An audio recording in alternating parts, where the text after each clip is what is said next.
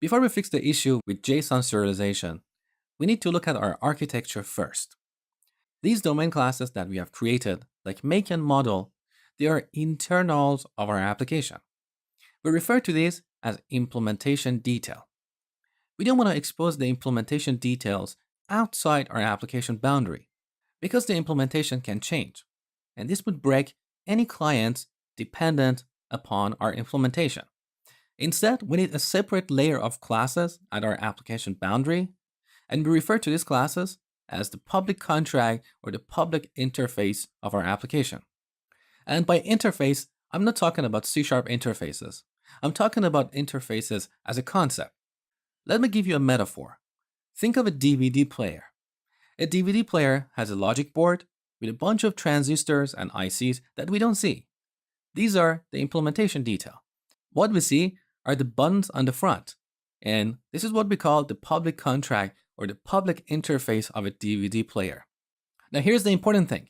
The manufacturer may change the internal implementation, and this will not impact us as long as these front buttons stay there. We have the exact same concept in software. So we don't want to expose our make and model classes outside our application boundary. We don't want to serialize them and send them over the wire to the client.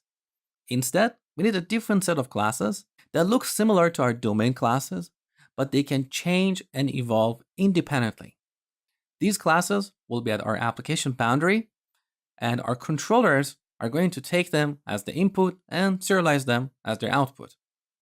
In the REST terminology, we refer to the objects that a client requests from the server as resources. So here, inside controllers folder, I'm going to add a new folder called resources. Then I'm going to add another class, make resource.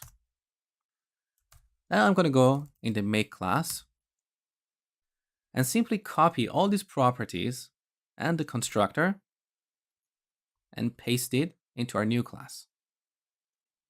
Now let's change the constructor name, make resource, import the namespaces,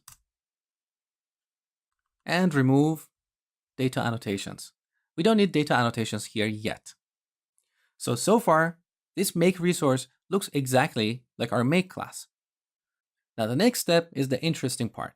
So once again, I'm going to create a new class here, call it model resource, and then go to the model class, copy all the properties here, and paste it into our model resource.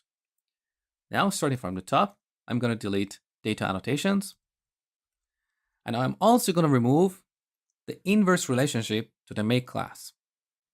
This is the relationship that is causing a loop. We don't want a loop in our JSON objects. So delete, save, and finally in make resource, I'm going to change this to model resource. Model resource. So now we need to map our domain classes into our resources, and that's the topic for the next lecture.